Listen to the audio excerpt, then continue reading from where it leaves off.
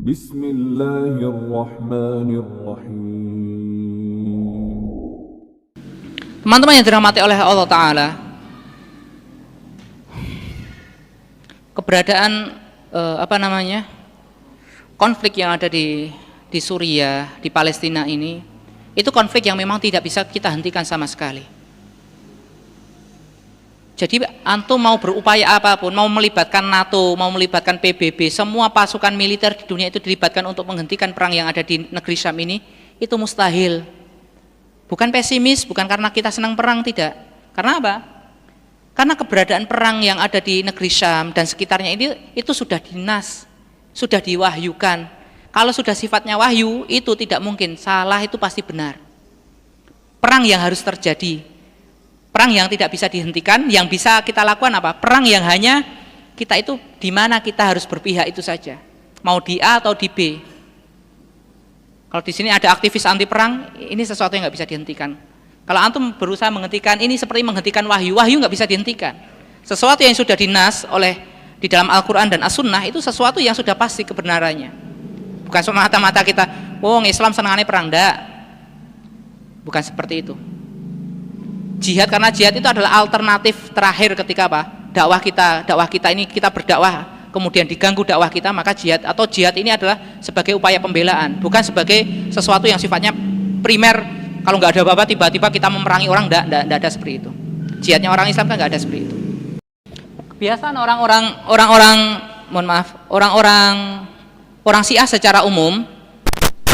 Syiah secara umum, mereka ini mengagungkan Ali. Syiah Zaidiyah itu mengagungkan Ali di atas sahabat yang lain. Kalau Syiah Rafidhah, mereka bukan hanya mengagungkan Ali, tapi sudah mengkafirkan oleh sahabat yang lain. Maka kita dapati di beberapa video-video orang Rafidhah itu mereka sudah melakukan habis sholat, Allahumma al'an Abu Bakar, Allahumma al'an Umar, Allahumma al'an Aisyah. Ya Allah, laknatlah Abu Bakar, laknatlah Umar, laknatlah Aisyah, dan seterusnya. Mereka sudah biasa melakukan itu. Kalau Syiah Rafidhah Iran. Tetapi kalau Syiahnya Nusairiyah, mereka juga melaknat Abu Bakar, melaknat Umar. Cuma alinya bukan sekedar Ali itu waliullah.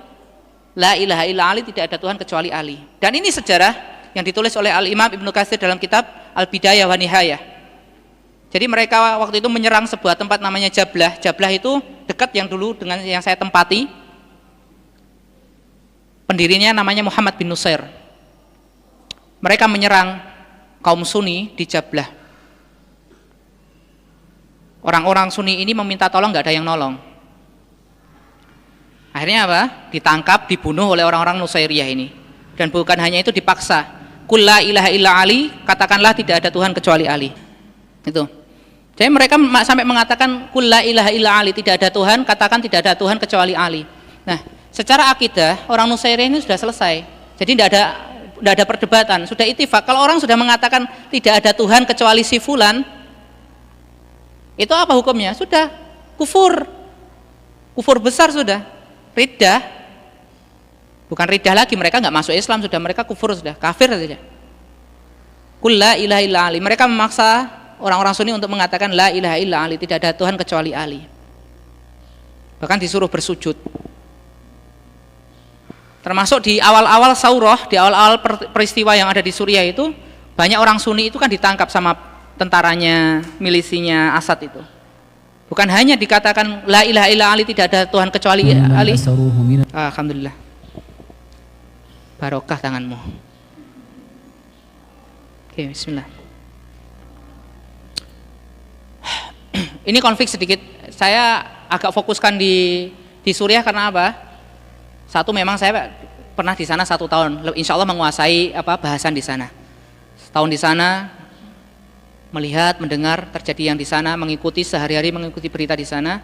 Nanti akan kita berbicara sedikit tentang Palestina juga dari sini. Karena sampai sekarang saya sangat meyakini tidak mungkin Palestina atau Al-Quds dibebaskan kecuali ada satu pintu yang didobrak dulu. Dan keyakinan yang sifatnya itu dzon di atas 60%, saya meyakini Damaskus harus bebas sebelum Palestina dibebaskan. Jadi pintu untuk pembebasan Palestina adalah Damaskus. Sebelum Damaskus ini dibebaskan, itu hampir-hampir mustahil Palestina itu bebas. Makanya kalau antum lihat sekarang itu mujahidin dari seluruh dunia itu bukan datangnya ke Al-Aqsa, bukan ke Yerusalem, bukan di Al-Quds mereka datang. Oh, orang satu dunia itu datang kok ke Al-Quds itu. Iya, datang bukan berjihad.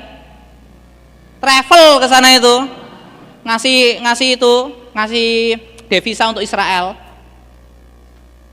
Alhamdulillah kami sudah ada di Masjidil Aqsa. Apik meneh paspormu mbok bakar ora mulih-mulih.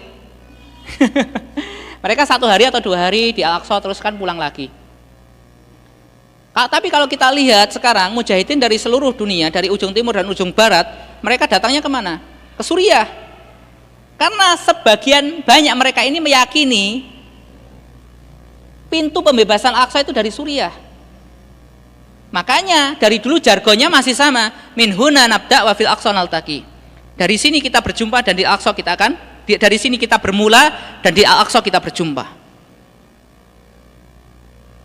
Saya tanya, itu yang mujahidin asing kan saya tanya, ba'da tuharriruna Suriya atau Damaskus, madza taf'alun yani? Aina satu jahidun.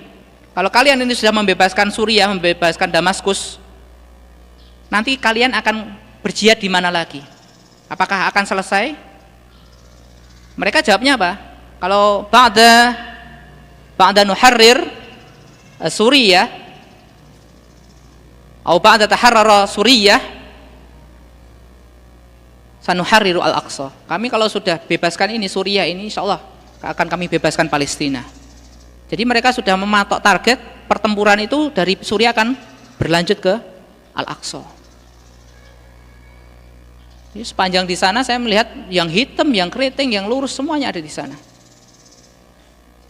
Dari negeri, mulai dari Chesnya, dari Jerman, dari Maladewa, dari Indonesia, dari Malaysia, dari Australia, bahkan dari Amerika, dari Saudi, dari Yaman, bahkan dari Palestina itu datang ke Suriah. Ada orang Palestina itu sengaja datang Suriah, bukan berjihad di Palestina, mereka datang berjihad di Suriah. Kenapa? Memahami dan meyakini peristiwa, bukan hadis. Jadi pembebasan Palestina itu tidak bisa langsung dari Aqsa, memang dari Suriah gerbangnya. Orang Turkistan 1000 dari Uighur, mereka datang bersama keluarganya, 1000 mereka berhijrah dan berjihad di Suriah. Karena mereka meyakini kemenangan, bahkan Uighur itu dibebaskannya bukan dari Uighurnya, mereka harus bermula dari negeri Syam dulu, baru bisa dibebaskan tanah airnya itu. Turkistan, orang-orang Turkistan itu, yang kemarin rame itu kan Turkistan Timur, ribuan mereka datang.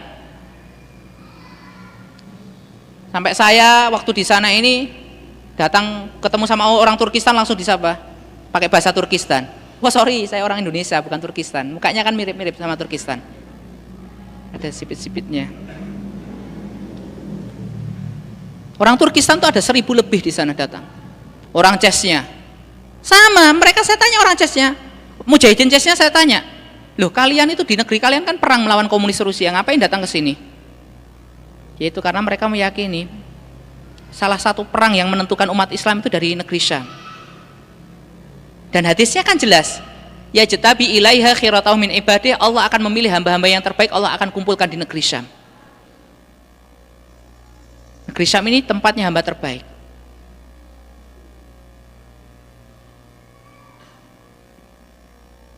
Oke. Muslimin, qul la ilaha illa Ali wasjud li ilahikal mahdi. Saya ulangi dikit ya. Dakhaluha wa qatalu khalqan min ahli. Ini ceritanya orang Nusairiyah. ذكر المؤرخ ابن كثير في أحداث سنة 17 و700 أن النصيرية انقلبوا على المسلمين بسبب طاعتهم لضال منهم ادعى أنه المهدي، وحملوا على مدينة جبل قرب اللاذقية فدخلوها وقتلوا خلقا من أهلها وخرجوا منها يقولون لا إله إلا علي.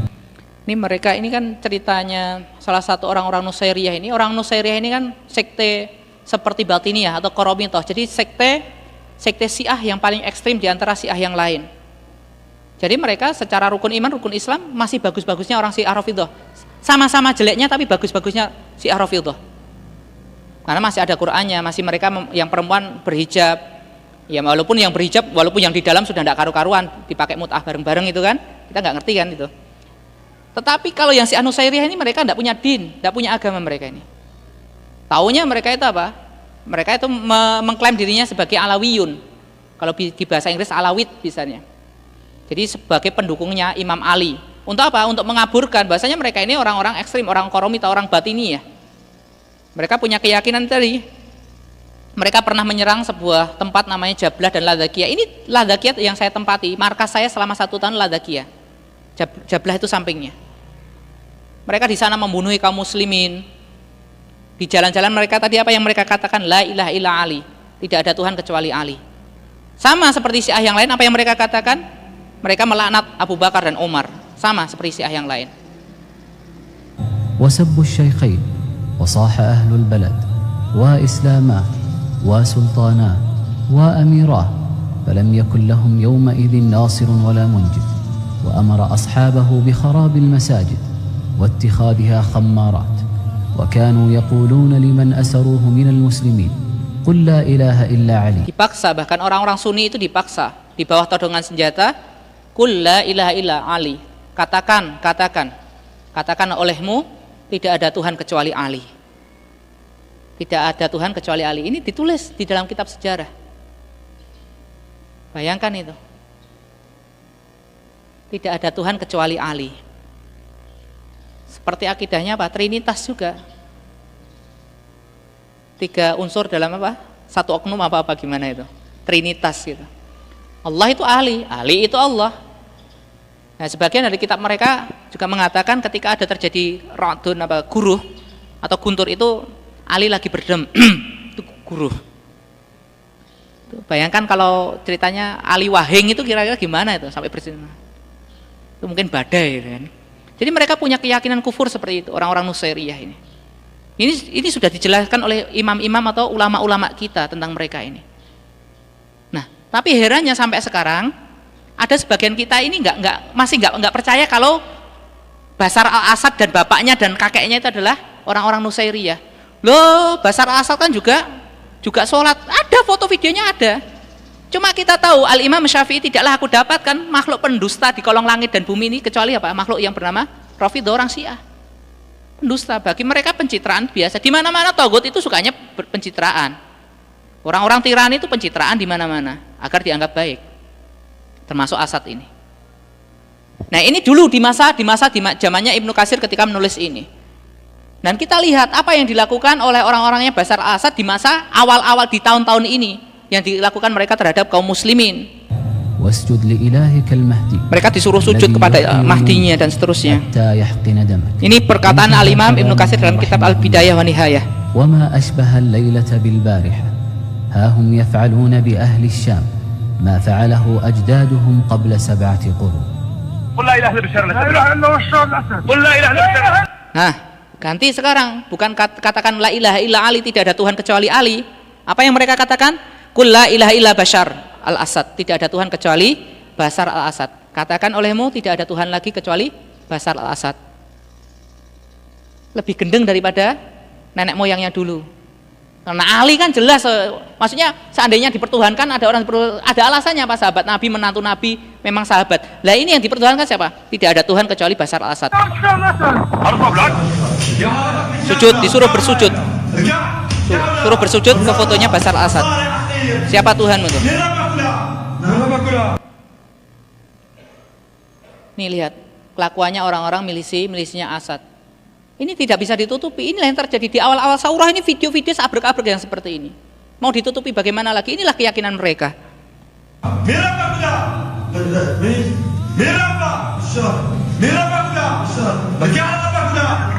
Ini yang dikubur hidup-hidup, itu kepalanya doang itu.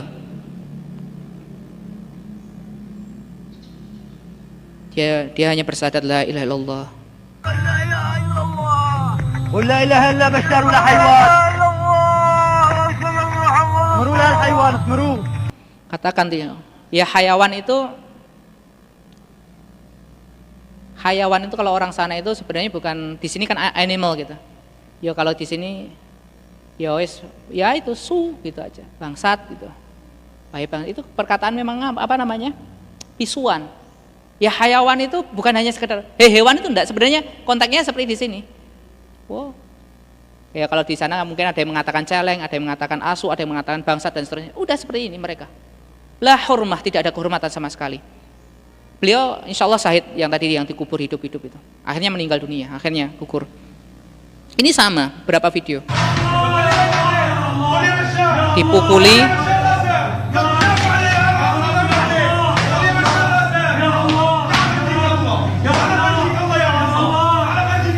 disiram pakai bensin dan dibakar hidup-hidup.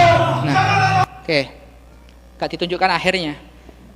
Dan itu mereka penyiksaan ini mereka rekam sendiri. Jadi bukan rekayasa sama sekali. Jadi kalau ada sampai orang sekarang itu masih bingung posisi kayak peperangan di Suriah itu, itulah karena apa? Satu, mereka tidak berpijak daripada wahyu. Yang pertama, mereka cuma kemakan berita, kemakan hoax. Akhirnya yang terjadi, mereka malah mendukung siapa? Bashar al-Assad. A'udzubillah min dzalik. Nih. Dan bapaknya Bashar al-Assad itu si siapa? Hafiz al-Assad itu kan selain dia ini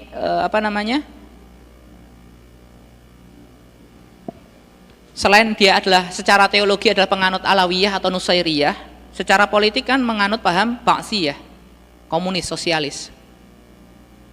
Nah, di situ dia waktu itu bisa menguasai Suriah, bisa menjadi presiden dengan segala pencitraannya. Antum kalau lihat foto atau videonya Hafiz al-Assad, nggak akan percaya kalau dia seorang pembunuh atau orang yang sangat kejam. Hafiz al-Assad, bapaknya Bashar al-Assad, orangnya merakyat, badannya kerempeng gitu, merakyat. Orang nggak akan, nggak mungkin makan duit rakyat, nggak mungkin korupsi, nggak mungkin dia tuh seseorang yang kejam. Klik aja di Google Hafiz al-Assad, tapi tirani dia, badannya betul-betul merakyat. Kebijakannya itu, menindas rakyat semuanya. Makanya dalam 1 bulan di tahun 83 itu di peristiwa Hama, dia membunuh kaum muslimin dalam 1 bulan itu lebih dari 40.000. 1 bulan kaum muslimin di provinsi Hama itu dikepung, dibombardir 40.000. Itu 1 pembunuhan. Hafiz al-Assad. Klik Hama Massacre, itu masih ada masih ada dokumentasinya itu. Itu masya Allah itu 1 bulan bapaknya membunuh. Belum lagi pembunuhan yang lain. Nah, itu umat Islam digobloki waktu itu karena apa? Dikira mereka ini mengambil pimpinan yang di luar golongan mereka ini, maksudnya nggak akan ada apa-apa. Apalagi orang-orang Ba'siyah, orang-orang sosialis ini kan kalau ngomong kan lunyu mulutnya, sama rata sama rasa, wis toh sejahtera bareng-bareng kan gitu. Nyatanya habis umat Islam. Dan secara agama orang Suriah dipinggirkan sudah, nggak karu-karuan sudah, dijauhkan daripada agamanya, dijauhkan. Selama puluhan tahun itu dijauhkan daripada agamanya. Dan dia punya anak ternyata lebih sadis juga daripada bapaknya. Selama 8 tahun sudah lebih dari 1,5 juta Ahlu Sunnah dibantai sama Bashar al-Assad ini. Dan kita sampai sekarang masih ada sebagian kita yang masih nggak nyadar, yang kita dukung ini siapa nggak nyadar. Alhamdulillah minta lagi masa-masa fitnah ini kadang apa, sesuatu yang terang benderang dibuat redup, bahkan dibuatnya apa, abu-abu.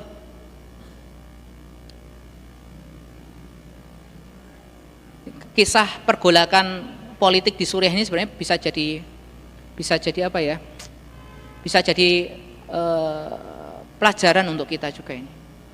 Betapa ketika umat Islam ini memang apatis terhadap politik, akhirnya dia dipimpin oleh pemimpin yang sama sekali nggak peduli terhadap dinnya, bahkan akan memusuhi orang Islam itu sendiri. Dan Suriah itu nyata 5%. Jadi jangan kaget kalau taruhlah nanti Indonesia nanti atau sekarang atau berikutnya dipimpin oleh seseorang yang kejawen gitu, kejawen, walaupun KTP-nya Muslim, terus kembangi,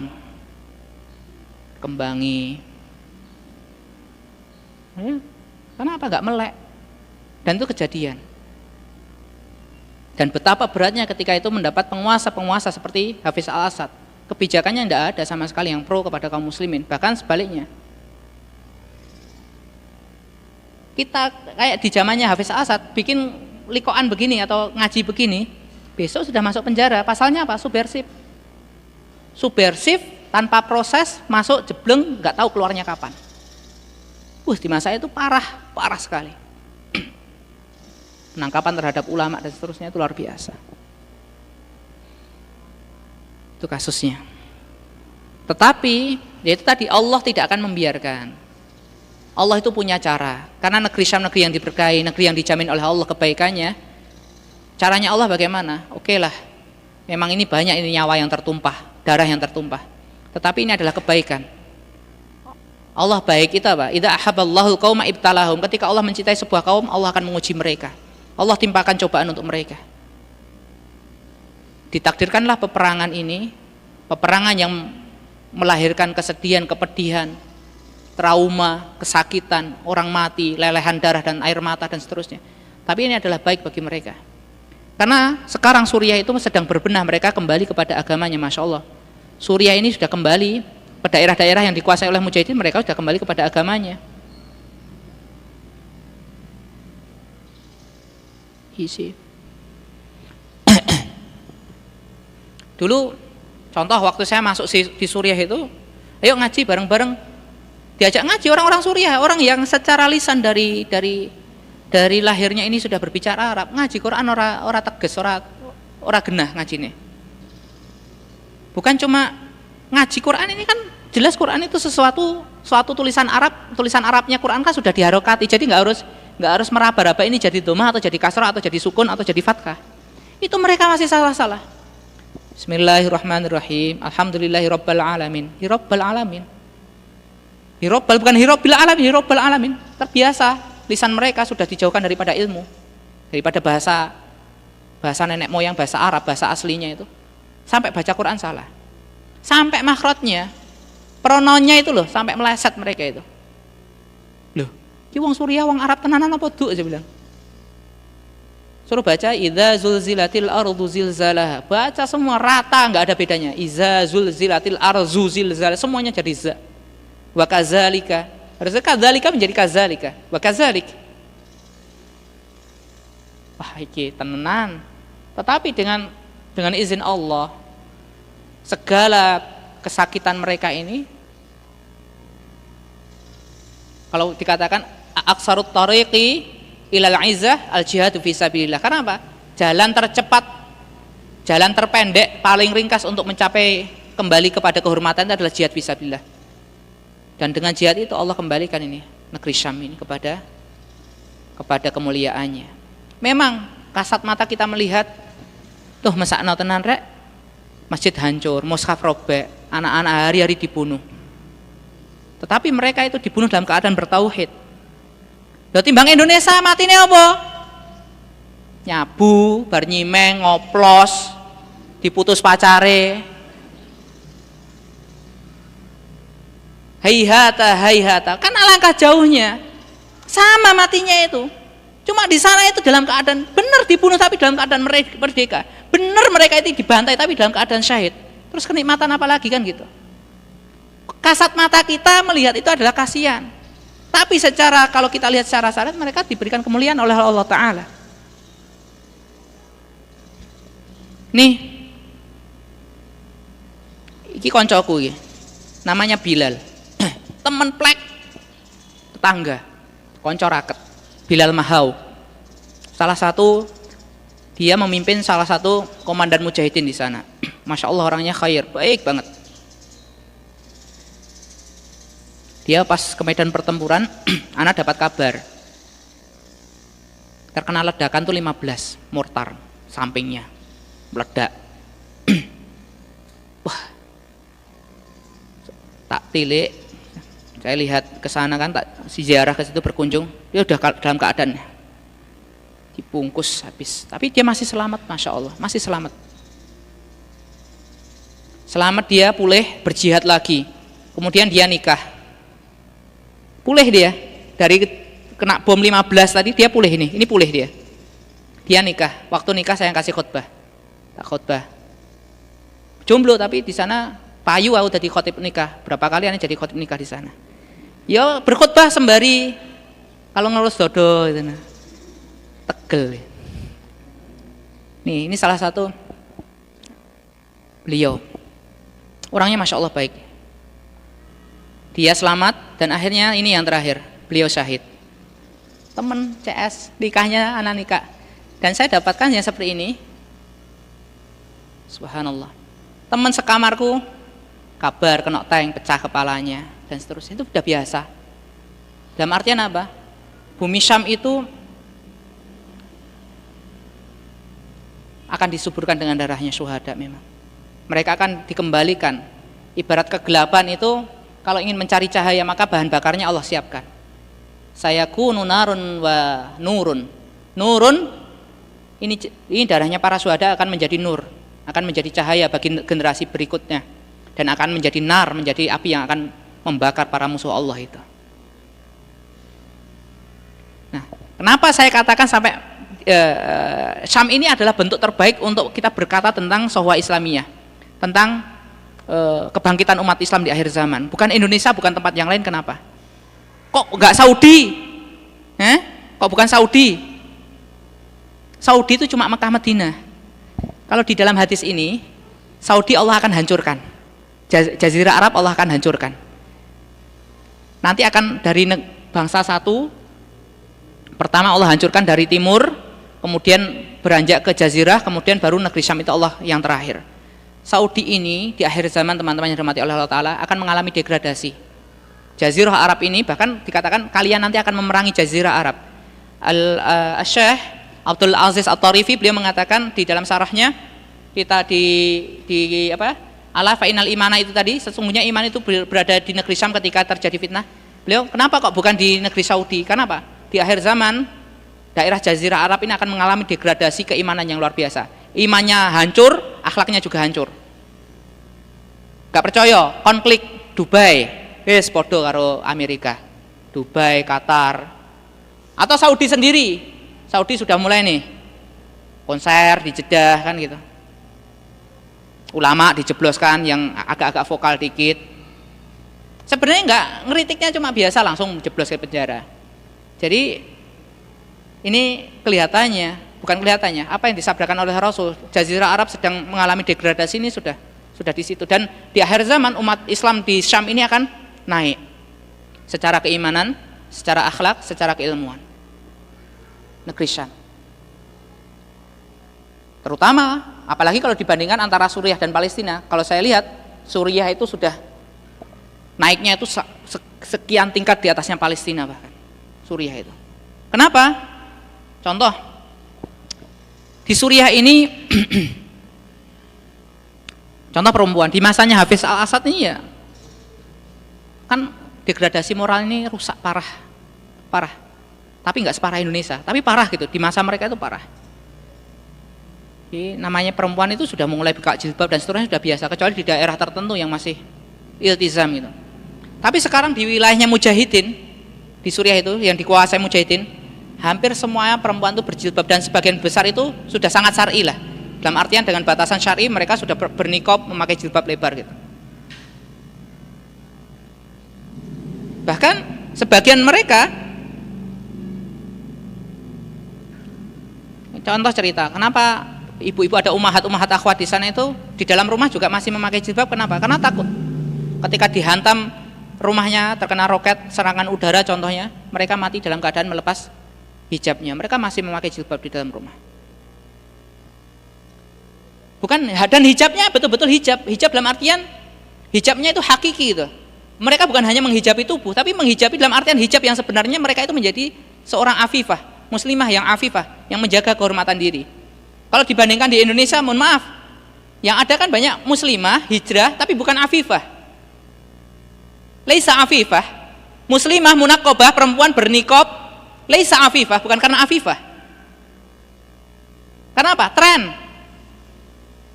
Yujad muslimah, huna, muslimah muhajjabah munaqabah laisa afifah, laisat afifah, walakin salfiyah.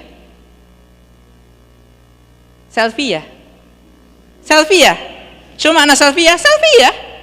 Jadi nggak ada makna hijab itu nggak nampak. Pakai niqab jadi DJ, pakai niqab nge-rap, pakai niqab selfie sana sini. Laisat afifah. Tetapi kalau di Suriah, anak bukan berarti merendahkan orang yang berhijrah, tidak. Cuma ini ada hijrah yang harus kita perbaiki nih dalam hijrah, termasuk urusan baju ini. Di Suriah, anak 1 tahun di sana teman-teman. Antum tahu Suriah negeri Syam itu negeri Syam tempatnya gudangnya perempuan cantik. Kalau ada bidadari ini ludahnya itu ada yang netes jadi perempuan, mungkin salah satunya itu di negeri Syam sana. Dan setahu saya cantiknya negeri Syam, Suriah itu mungkin secara cantiknya, secara mata itu lebih cantik daripada yang ada di Palestina. Aku ngerti so bandingno. Kalau urusan gitu expert ana. Itu walaupun cuma serat gitu aja, ayuan kae, itu sudah. Basirohnya itu tajam. Kok ambu deh? Nah, ini seki ayu iki. Jadi semua panca indera sudah. Selama 1 tahun di sana, perempuan Syam itu perempuan cantik. Cantiknya wanita yang ada di dunia ini. Dalam secara apa? Secara umum. Yo ono sing elek, cuma secara umum cantik. Indonesia ono sing ayu, secara umum ora pati ayu gitu. Gitu maksudnya. Kan? Di Suriah pun sama. Ya, kita itu setahun di sana kan interaksi sama perempuan di sana. Afifah, subhanallah afifah. Mereka itu lelakinya itu juga penjagaannya terhadap perempuan. Mereka itu punya pintu rumah itu harus 2. Pintu akhwat, pintu laki-laki. Jadi pintu itu 2. Ini pintu untuk masuk keluarnya laki-laki dan itu khusus untuk perempuan. Dijaga. Contoh kalau ada tamu yang nyuguhkan bukan perempuan, laki-laki. Perempuan masak saja, nggak ikut nimbrung di omongan itu, nggak ikut nimbrung sama sekali. Afifah. Kalau anak ketemu di jalan, mereka nyimpang mereka. Nyimpang asli. Karena mereka afifah, pancaran afifahnya itu berpengaruh. Kita sebagai laki-laki normal, kalau lihat perempuan apa? Jelalatan, wah kayak ayu kayak. Secara umum sama. Saya posisinya jomblo ning kono. Curhat. Ora curhat harus ndek bojo saiki. Di sana posisi 1 tahun ketemu perempuan. Itu ketika simpangan mereka itu cari jalan lain. Contoh ketika di pintu gitu ya, mereka duduk pintu, saya lewat, mereka langsung masuk. Gadis-gadisnya itu. Nah, kita kan enggak nimbrung. Afifah. Sampai saya bisa bahasakan gini, enggak tahu lebih atau enggak, tapi ini jujur saja. Selama 1 tahun di sana itu, naluri laki-laki, maksudnya apa? Ketertarikannya sifatnya itu seksual, itu hampir-hampir itu padam di sana. Kenapa? Wanitanya afifah. Isin dewe, dua pikiran reno-reno itu isin dewe. Malu kita itu punya pikiran macam-macam tuh malu. Kenapa? Mereka afifah. Jika seperti karomahnya itu memancar, mereka itu bisa menundukkan orang yang melihat itu tertunduk hawa nafsunya. Ini bukan omong besar, itu yang saya rasakan selama di Suriah itu.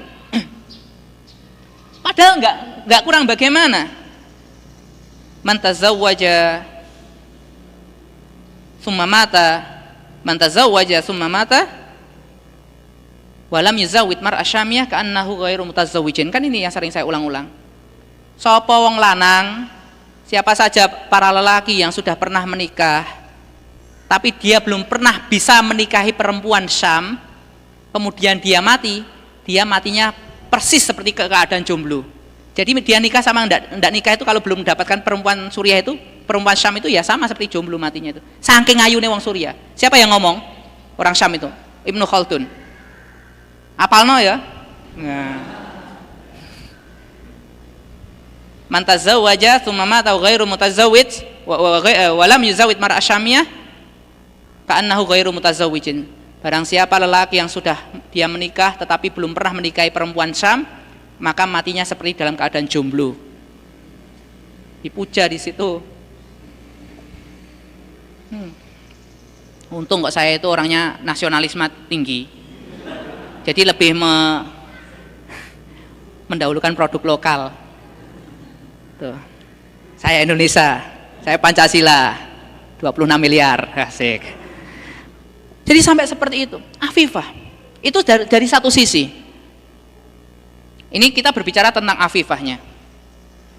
Di dalam kitab yang dikarang oleh Imam Ibnu Rajab ini, di akhir zaman itu iman dan ilmu itu akan berada di negeri Syam. Iman dan amal dan ilmu itu akan ada di negeri Syam. Dan itu saya lihat sendiri, teman-teman. Contoh ilmu itu di akhir zaman di masa fitnah berada di negeri Syam. Itu di mata saya lihat sendiri. Ini contoh. Contoh. Bagaimana ilmu, baik mereka itu di medan pertempuran dalam keadaan yang sangat genting, kenapa ilmu itu Allah tetapkan di negeri Syam. Ini contohnya. بفضل الله تعالى ورغم الحصار وتحت القصف نحفظ كل يوم 4 صفحات من القرآن الكريم وحلق بفضل الله تعالى ورغم الحصار وتحت القصف نحفظ كل يوم 4 صفحات من القرآن الكريم. Dia waktu di Aleppo, dia mengatakan dengan karunia Allah, walaupun kami dalam suasana pertempuran dan dihujani oleh roket, dia mengatakan, saya pribadi, saya setiap hari bisa menghafalkan 4 lembar Al-Quran. Setiap hari 4 lembar. Dalam suasana apa? Perang. Ilmu.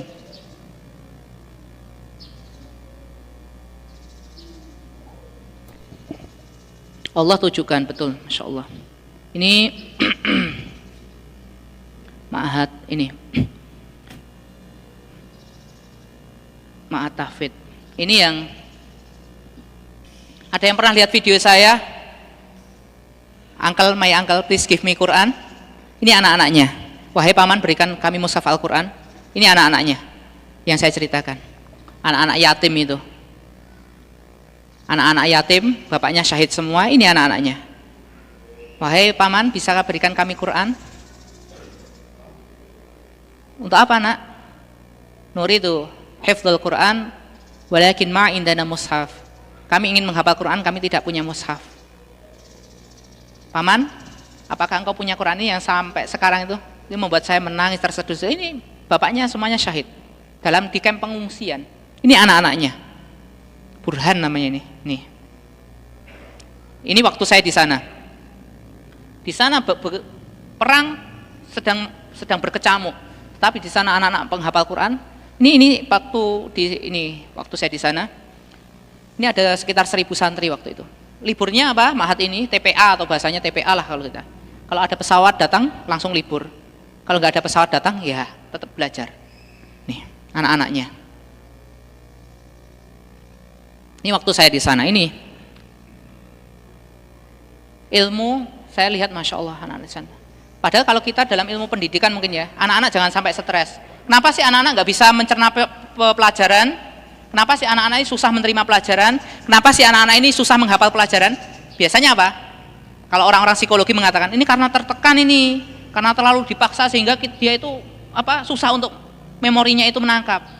Nah, mereka ini kurang tekanan, bagaimana? Hari-hari dibom, lihat orang tercinta mati di depan matanya. Tetapi mereka bisa 4 lembar, 2 lembar, 4 lembar menghafal Quran setiap hari.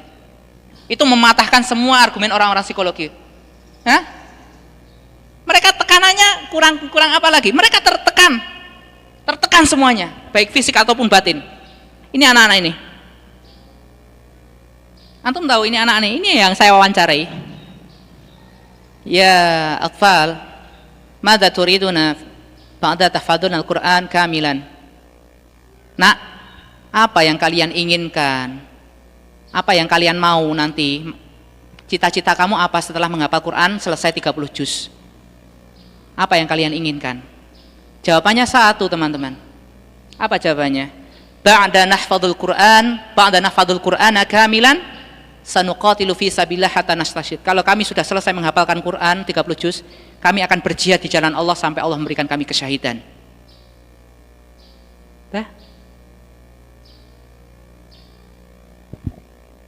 Jawabannya cuma satu. Saya ulangi lagi. Apa jawabannya? Ba'da nahfadzul Qur'ana kamilan sanuqatilu fi sabilillah hatta nastashhid.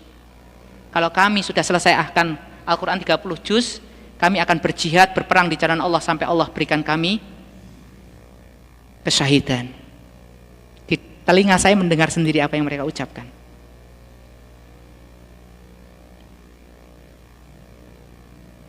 Ini mereka terpilih. Kalau kita, oke lah sekarang banyak Ma'had Tahfidz. Apakah tapi Quran mereka sudah seperti yang mereka rasakan, mengalir di dalam darah mereka? Bahkan kami akan perjuangkan Quran ini dengan tetesan darah kami.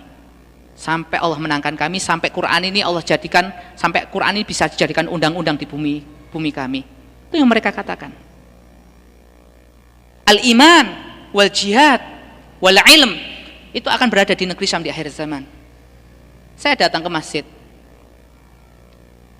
Kalau bapak-bapak nggak dengarkan nggak apa-apa, tapi ini untuk ibu-ibu saja. Contoh, silakan ibu-ibu simak baik-baik. Saya datang ke masjid, ingin memberikan bantuan. Waktu sore itu, dari bilik masjid, dari serambi masjid ada musola akhwat, di ruangan akhwat ada anak-anak menghafal Quran itu. Ada suara-suara menghafal Quran. Datang itu orang yang di situ, penduduk desa datang kepada saya, ya akhi, hal ta'lamu man haula?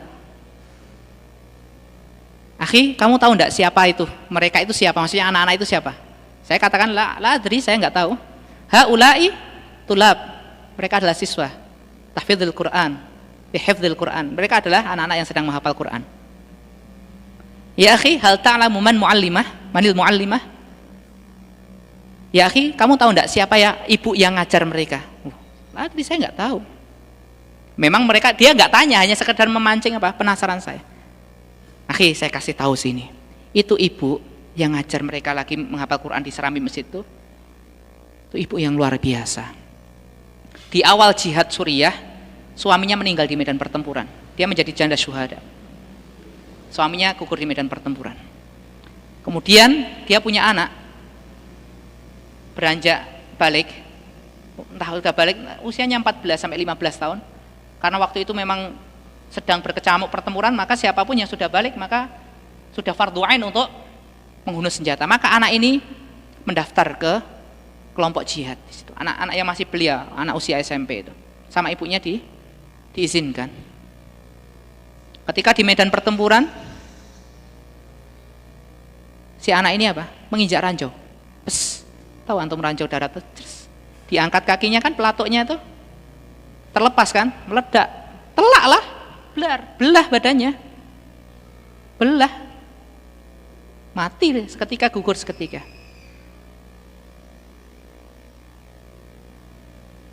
Maka dikabari sang ibu ini bahwasanya anaknya gugur terkena ranjau.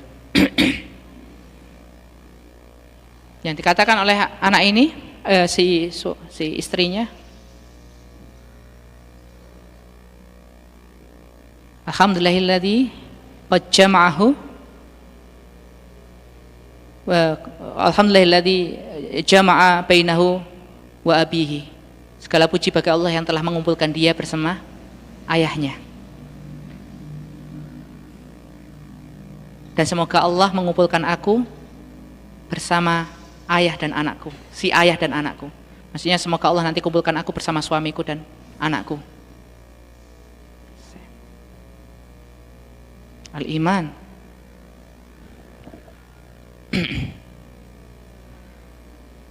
Ini madrasah. Ini yang kita kelola, ada 1.500 penghafal Quran. Kenapa kami sangat terobsesi penghafal Quran yang ada di Suriah sana? Kalau ini perempuan, saya yakin insya Allah dari rahim mereka ini Allah akan keluarkan pasukan terbaik yang Allah janjikan melalui lisan Rasulnya. Dari rahim mereka ini Allah akan keluarkan pasukan terbaik. Kenapa? Rahim yang dibina dengan Al-Quran, yang dibina dalam lingkungan jihad fisabilillah, yang tumbuh dalam bi'ah lingkungan yang baik, lingkungan dakwah, lingkungan jihad, lingkungan ilmu, mereka insya Allah akan menjadi pasukan terbaik di akhir zaman dari rahim mereka.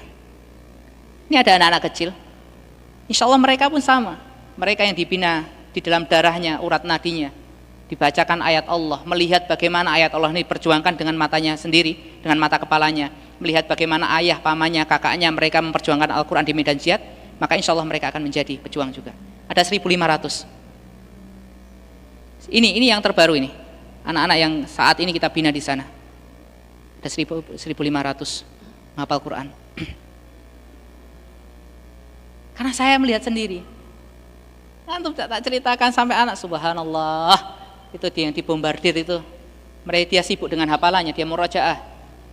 Aneh yang waktu itu dalam keadaan gugup, dalam keadaan khawatir karena desa kita dibombardir serangan udara, ya dia malah murojaah Al-Quran di depan mata kepala saya, murojaah hafalan. Ini anak-anak di kamp pengungsi mereka menghafal Quran. Sebagian sudah selesai 30 juz. Ini anak-anak kita. Ini syekh-syekhnya yang di sana.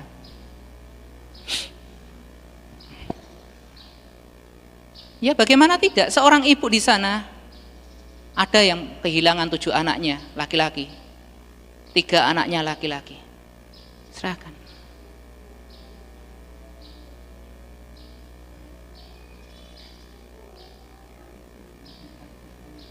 Ya. Jadi teman-teman yang dirahmati oleh Allah Ta'ala, negeri Syam ini bukan, saya katakan semata-mata bukan insaniyah, bukan tentang sekedar kemanusiaan, tidak. Ini jauh lebih besar daripada apa yang kita bayangkan. Seorang ibu diberikan, ibu itu, kalau kita itu lihat, wanita itu apa sih? Makhluk yang lemah kalau kita secara umum. Wanita itu lemah, sensi, peka. Dia itu gampang sekali perasaannya itu baper gitu kan. Apalagi dengan berkenaan dengan sesuatu. Contohnya kalau yang punya anaknya sakit, ini si perempuan itu lebih sangat kelihatan gelisahnya daripada si suami. Anaknya kesandung kakinya sampai kukunya copot, itu udah perih ibunya itu melihatnya itu. Bapaknya wis lah diobati. Ibunya itu sampai menangis karena anaknya copot kukunya. Di Syam nggak seperti itu, bahkan lebih dari itu. Seorang ibu dikabari anaknya syahid, teriak di luar rumah. Dia keluar dari pintu rumahnya, dia teriak. Al-an astati arfa'a rasya mamakum fi baiti syahidun. Hei penduduk desa, saksikan.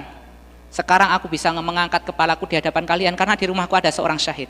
Katanya si ibu. Sudah bisa aku angkat kepalaku di hadapan kalian karena di rumahku ada seorang syahid. Pengen tahu bagaimana semangatnya orang Syam ini? Ini ma'had Quran yang kita bina.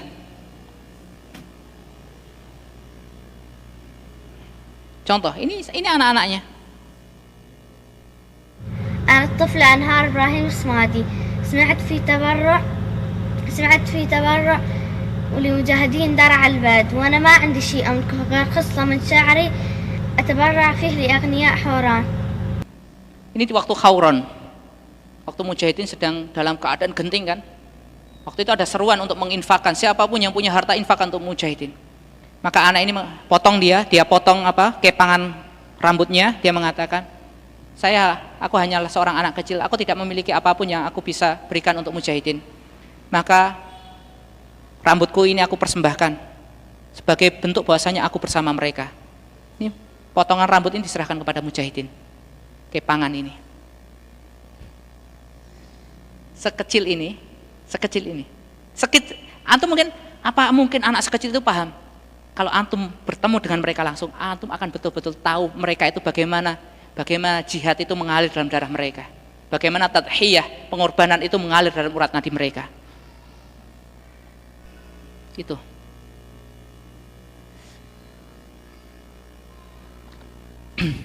Ini lagi. Subhanallah.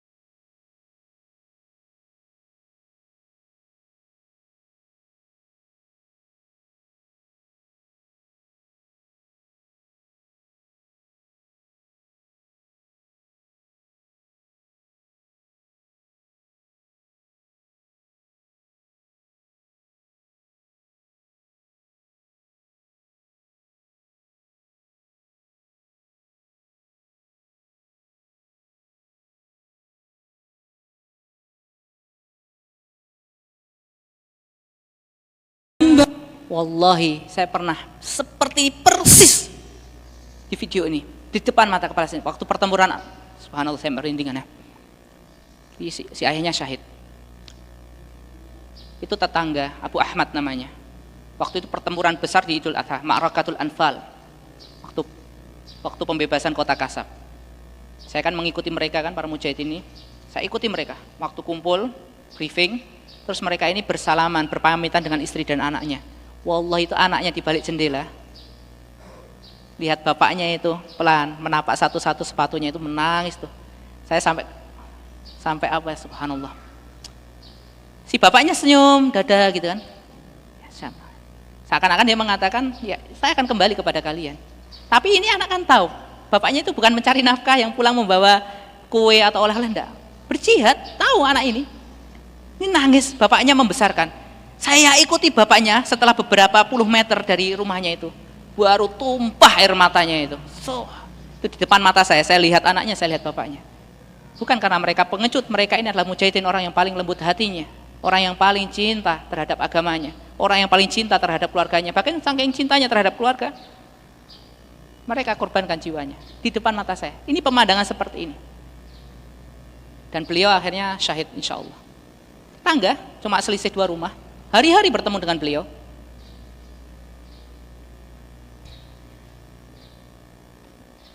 La tarawna ma ra'ait, seandainya kalian itu melihat apa yang saya lihat, mungkin akan berbeda antum kita berbicara tentang negeri Syam ini.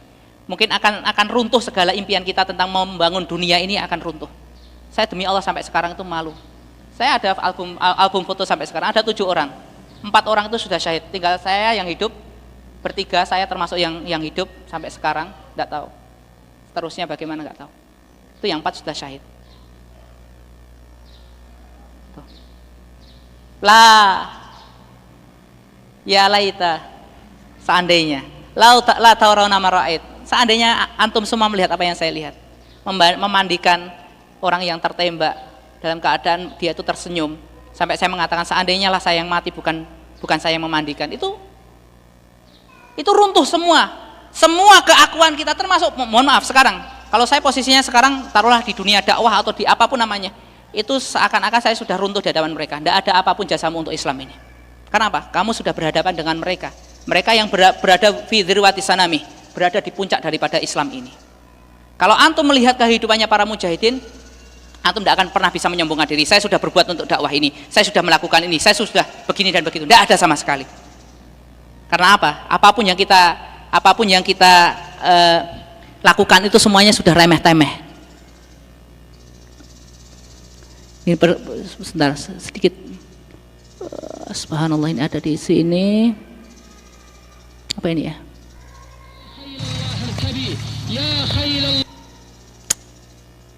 Sedikit saya setelkan yang terus perhatikan, termasuk seperti ini.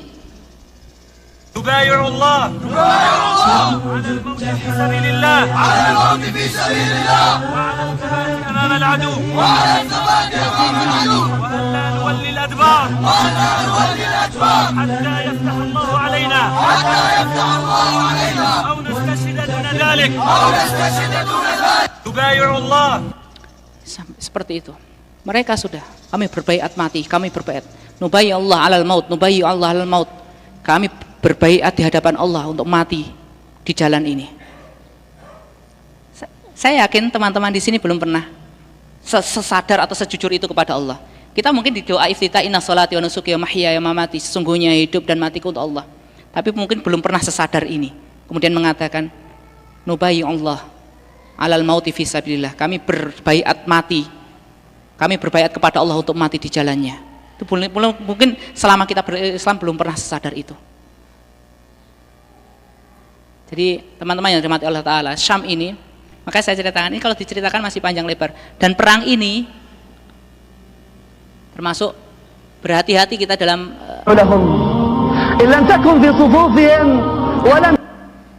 ini yang terakhir dari saya. Kita yang belum pernah merasakan apa yang mereka rasakan, belum pernah berjihad seperti yang mereka berjihad, apa yang harus kita lakukan? Terkadang lisan kita itu sudah mudah mencerca, mudah menuduh, mudah menusuk orang-orang yang berjihad di jalan Allah. Maka kita berhati-hatilah kita kepada Allah dengan masalah ini. إن لم تكن في صفوفهم ولم تستطع أن تنصرهم فلا تطعن فيهم فلا تتكلم عليهم لا يكن خصمك يوم القيامة استشهاديا لا يكن خصمك يوم القيامة انغماسيا لا يكن خصمك يوم القيامة شهيدا إياك Berhati-hatilah kita, termasuk menjaga lisan kita terhadap mereka yang sudah berdarah-darah di jalan Allah. Karena kita tidak tahu dengan siapa kita bermusuhan nanti di hadapan Allah. Dan saya meyakini, betul-betul hakul yakin, para mujahidin adalah para aulia, para wali Allah yang tertinggal di muka bumi. Salah satu dari sekian aulia Allah yang tertinggal di muka bumi ini. Maka saya berbicara tentang Syam, teman-teman yang dirahmati Allah. Saya tidak berbicara tentang insaniyah, kemanusiaan dan seterusnya. berbicara. Enggak, ada nilai value yang lebih besar yang sekarang kita harus tahu tentang negeri Syam ini. Negeri Syam apa? Wa fustatul muslimina yauma idzin fil ardi yuqalu laha Ghautah. Dan benteng umat Islam di waktu perang besar itu ada sebuah tempat yang disebut Ghautah, Damaskus, Suriah. Dikatakan dalam hadis yang lain, la taqumus sa'atu hatta yanzilar rum bi'amakin aw bidabikin fayakhruju ilaihim jaisun minal madinah khiyarun min ahlil ard. Tidak akan terjadi hari kiamat sampai orang-orang Romawi itu datang ke sebuah tempat yang disebut Dabik dan Amak di Aleppo, di kota Halab itu, dan kemudian akan menghadapi mereka pasukan dari kota, yaitu pasukan yang terbaik di muka bumi ini. Dan dikatakan oleh Syekh Shalih Munajjid, minal Madinah itu dari Aleppo, dari Suriah. Jadi mereka itu adalah tempat pasukan terbaik di muka bumi ini. Jadi kalau kita memang tidak bisa ke sana, paling tidak ada doa kita, ada ketulusan hati kita. Kalau memang ada rezeki yang Allah titipkan kepada kita, berikan bantuan untuk mereka. Bukan semata-mata rasa kasihan, tidak. Tapi kenapa? Kita yakin yang terjadi di sana adalah jihad, yang terjadi di sana adalah al-ukhuwah. Itu yang harus menjadi dasar kita untuk menolong, baik itu Suriah, Palestina ataupun Rohingya. Sehingga kita betul-betul paham kenapa kita harus membantu mereka yang terzalimi. Demikian. Sudah kelihatannya sudah mau turun, materi sudah masih panjang sekali, cuma ya weslah gak apa-apa lah. Ini sebisa-bisanya saya sampaikan, paling tidak ini menjadi wawasan untuk kita. Dan sampai sekarang kenapa saya itu berusaha untuk istiqomah tentang negeri Syam, karena itu mungkin kenapa sih masih ngomongin Suriah, ngomongin Syam, karena saya melihat apa yang antum tidak lihat, itu saja. Saya melihat sendiri apa, subhanallah, Allah tunjukkan karomah atau apapun lah namanya itu. Baik, demikian dari kami. Aku luka-luka astagfirullah. Katanya ada yang mau tanya-tanya atau bagaimana tadi? Jazakallah khair untuk Ustadz Ihsanul Faruqi. Sepertinya 10 menit lagi sudah menunjukkan waktu azan zuhur. Mungkin masih bisa ada tanya jawab, mungkin sekitar 5 menit atau 7 menit. Monggo untuk jamaah yang ingin ada pertanyaan kepada Ustadz Ihsanul Faruqi, monggo bisa mengacungkan tangan untuk yang ikhwan. Bismillah, Assalamualaikum warahmatullahi wabarakatuh. Cak, ini kan fitnah ISIS di sana itu gimana sih, Cak? Soalnya kalau kita lihat di video-videonya itu kan Masya Allah ya, mereka bakar alat musik, rokok dan segala macam tuh, Cak. Fitnah ISIS. Kalau sekarang masih ada yang terfitnah itu kebangetan. Kalau dulu terfitnah dengan ISIS, jadi pendukung ISIS masih bisa dimaklumi. ISIS, Islamic State of Iraq and Sham, atau ISIL, atau biasanya kalau di sini dikatakan Jamaah Daulah. Bagaimana Daulah posisinya? Sekarang sih sebenarnya sudah tutup buku, sudah nggak perlu dibahas, sudah selesai mereka ini. Jadi syiar mereka yang dikatakan Baqiyah wa Tatamaddad itu sudah tidak ada lagi. Karena apa? Kalau mereka Baqiyah itu kan kekal atau eksis gitu. Sekarang kalau saya tanya, kalau di sini masih ada yang mungkin ada terkena syubhat, apakah ISIS masih baqiyah? Maka Quran menjawab, fahal tara lahum mim baqiyah.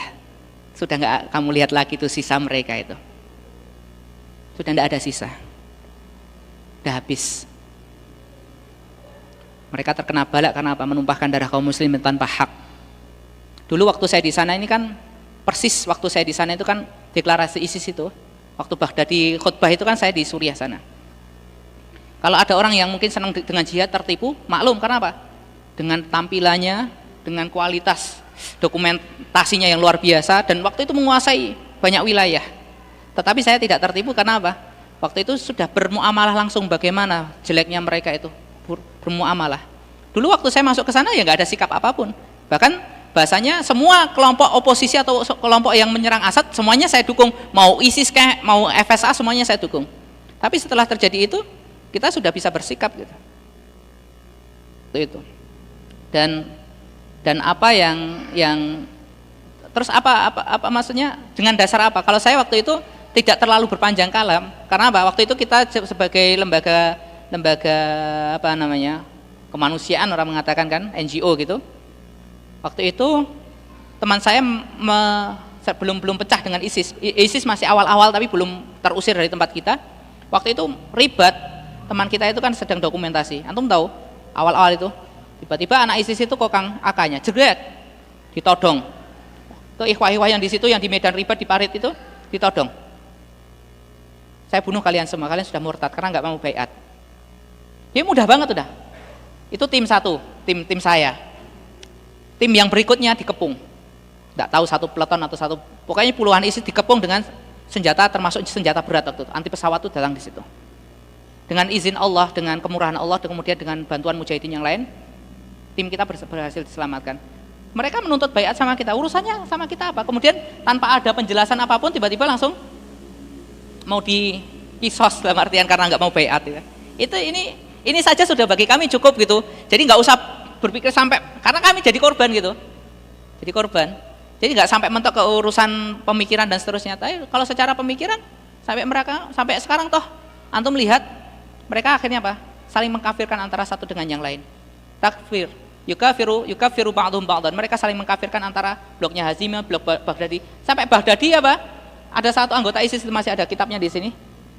Dia menulis Baghdadi ini adalah seorang pengkhianat, nggak layak jadi amir. Orang takfiri ujung-ujungnya apa? Akan saling memakan antara satu dengan yang lain. Sama dengan orang-orang kalau di sini namanya kelompok tahdzir. Nanti akan saling memakan satu dengan yang lain. Si fulan ahli ini bid'ah dan seterusnya, itu akan saling, temannya nanti akan dimakan sendiri sama dia. Hampir mirip, cuma yang kayak takfir ini sudah urusannya kepada apa? Urusan menghalalkan darah kaum muslimin. Bagi saya sudah selesai, karena sudah nggak ada sisa lagi. Al-Baghdadi kemana juga cuma sekali muncul, 2 kali dia yang terakhir kemarin muncul di gua itu, habis itu nggak jelas kemana lagi. Terus contoh di Indonesia, siapa amirnya, siapa ininya, nggak jelas semuanya kan.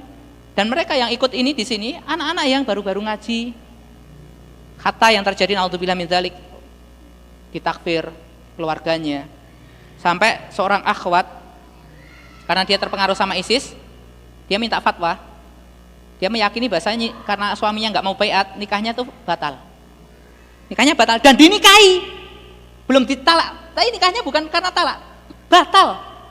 Karena apa? Kan salah satu pembatal pernikahan itu kalau salah satu pihak ini kan kafir, murtad, itu kan langsung batal nikahnya, dinikah lagi tanpa cerai, sampai seperti itu. Dan itu hak nyata. Dan di sana bagaimana mereka mau mendirikan khilafah alamin haji nubuah. Lihat kelakuan mereka. Kalau lihat antum di sosmed, lihat bagaimana lisannya mereka. Bagaimana bisa merengkuh umat ini dengan perkataan kafir, anti togut dan seterusnya dengan sangat mudah. Takfirnya itu yaitu kesana kemari lah intinya. Dan saya udah kenyang yang seperti itu. Jadi seperti itulah, ISIS sudah fahal taro lama mimbak ya, ini sebenarnya sudah selesai, sudah tidak ada apa lagi. Mereka datang itu adanya ngerecokin. Contoh di Afghanistan, yang diserang Amerika atau apa? Bukan Amerika, Talibannya yang diserang. Wow, dan jadi sunat memang seperti itu. Dia ngerecoki malah jamaah jihad yang lain itu. Di Yaman, di Somalia, di Libya. Di Libya mujahidin sibuk memerangi Haftar, ISISnya memerangi mujahidin. Itu Derna itu. Syuf, kemana pedang mereka? Tapi mereka memang dapat subhatnya ini, dapat gitu. Karena apa? Memerangi li'anna kital kafir riddah. Memerangi kafir riddah. Karena kafir riddah ini, kafir murtad itu lebih didahulukan aula min kafir asli. Memerangi orang-orang yang murtad ini lebih didahulukan daripada memerangi orang kafir asli. Ente ini murtad, daripada nyerang orang non muslim yang jelas mau musuh atau orang kafir yang musuh kita, mending ente yang bunuh dulu. Kenapa? Ada nggak dasarnya? Ada. Abu Bakar itu yang diperangi kan orang murtad dulu, nggak merangi Romawi sama Persia. Orang yang nolak zakat diperangi dulu. Mereka pakai fikihnya Abu Bakar, tapi ya sak suka-suka mereka. Dalilnya ada dalilnya. Mau dicari itu dalilnya ada. Cuma apa? Istidlalnya yang jadi masalah. Menempatkan dalilnya benar apa enggak? Jadi mereka kenapa kok yang dibunuh kok malah dari kelompok ini, kelompok fulan, kelompok alan? Karena apa? Memerangi orang murtad itu lebih didahulukan daripada memerangi kafir asli. Makanya dulu mereka daripada memerangi orang Asad yang mending memerangi mujahidin. Karena apa? Mujahidin ini murtad. Kalau Asad kafirnya asli. Maka sibuk akhirnya, dan sekarang Allah habisi mereka. Sudah tidak ada lagi sisanya. Nggak ada sisanya. Yang eksis siapa? Wow, lihat sekarang Taliban, Amerika, udah diusel-usel, Amerika selesai. Amerika sudah, ya kita negosiasi lah, kita duduk bareng boleh, tapi kamu keluar dulu dari Afghanistan. Kalau masih satu jengkal kamu jajah, negosiasinya bukan pakai lisan, bismillah, pakai senjata. Nah, kalau kamu sudah keluar baru kita negosiasi baik-baik, ngeteh bareng. Kalau kamu masih di sini ya tabuk-tabukan dulu kan gitu. Negosiasi jalan, tapi ya di medan pertempuran jalan itu Taliban. Ini contoh saja contoh. Ini teman-teman, masya Allah, dari teman-teman yang di sini masih terkena syubhat ISIS, rujuk insya Allah. Wallahi tidak akan antum dapatkan kebenaran dari kelompok mereka ini. Mereka itu dari kedustaannya, dari kebengisannya pada kaum muslimin ini luar biasa. Dan itu ijma masuk terhadap adab-adabnya. Antum kalau ketemu diskusi sama anak ISIS di sosmed, hampir semua itu apa? Yang terucap itu syatam, celaan,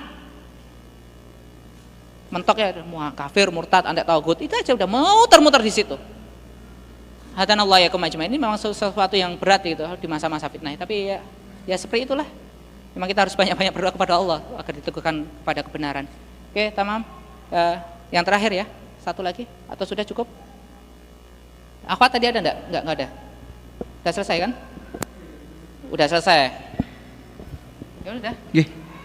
Karena waktu udah tinggal 1 menit lagi menuju zuhur, mungkin kalau misalkan masih ada pertanyaan bisa langsung ke Ustadz Faruqi. Gitu. Kalau sudah di luar forum bayar sama Ane. Ane harus disawer dulu baru Ane jawab nanti.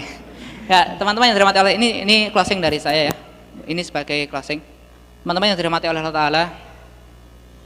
Jadi saya berbicara tentang Syam seperti inilah maksudnya. Dan sekarang kami dengan teman-teman sampai sekarang alhamdulillah dengan karunia Allah masih eksis di sana. Kita punya madrasah tahfidz, punya pabrik roti. Pabrik roti satu hari itu 6 sampai 7 ton. Itu berada di garis depan dan itu bisa dengan izin Allah menghidupi 11 sampai 12 ribu kakak, bukan orang, kakak. Kalau dikalikan 4 sekitar 50 ribu lah. 50 ribu itu orang kita santuni. Nah, dengan izin Allah ini sampai sekarang berjalan. Dan Syam ini adalah proyek besar untuk kebangkitan umat Islam di dunia. Mau tidak mau, kalau bahasa saya, libatkan diri kita untuk Syam ini. Itu saja. Oke, silakan dilihat nanti mungkin kalau ingin lihat programnya di Golden Future Foundation. Kalau yang ingin melihat di Syam Tantasir itu di Telegram yang saya kelola. Saya nggak bisa menyampaikan sini. Oke, seperti itu. Aku lupa lihat. Astagfirullah. Assalamualaikum warahmatullahi wabarakatuh.